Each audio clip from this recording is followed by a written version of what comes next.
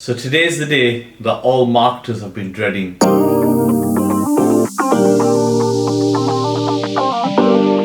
iOS 14.5 is going live this week. So anyone watching that doesn't know what iOS 14.5 is, it's basically what Apple announced last June. If you're on an app, it will ask you for your permission to allow the app to allow it to track you. So at the moment when you're being tracked, you don't know if you're being tracked or not. If you log into Facebook now, or when you update the software on your iPhone, it will say, do you want this app to track you, or would you allow it to track you? And more than likely a lot of people will say no. So a lot of ads that are run on Facebook and Google are going to suffer from this because the data won't be as good, because they won't be able to track the user and what he does, what their interest. So at the moment everyone's going crazy. The whole industry, $400 billion industry at the moment, doesn't know what to do. I think from my opinion we need to just let it play out and see what happens and what impact it actually does have.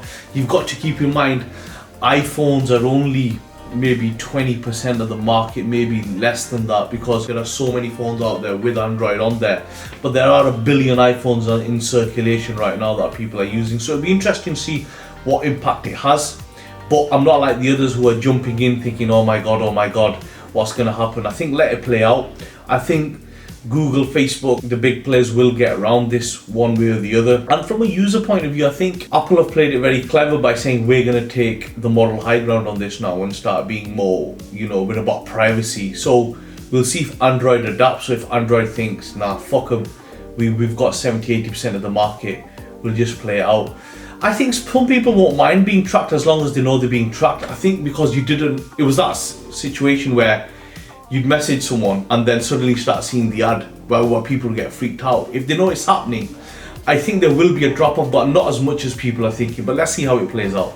Hi guys, so today I've been making some TikTok and Reels content for one of our clients, and just thought I would talk a little bit about some things you might want to think about if you're doing this sort of work. So I'm sure you can probably think when you're scrolling down a TikTok or a Reels feed, you're going quite quickly through the videos. So you want to make sure that you're grabbing the people's attention within the first 3 seconds or so, or even less if you can. So you can obviously edit within the app in TikTok and in Instagram. The way that I've been doing it for this client today is I've been doing a rough cut inside Premiere, and then I'm taking it into the platform like TikTok, and then I'm adding the text and the music in on TikTok and posting it that way. But one thing to consider when you're doing this is that you don't want to put the same text onto both platforms. And what I mean by this is you don't want your TikTok text to then go onto Instagram Reels, because the algorithm can actually stop your video from getting as many views if you're doing this. It also works like this way with TikTok watermark as well. If that appears on Instagram,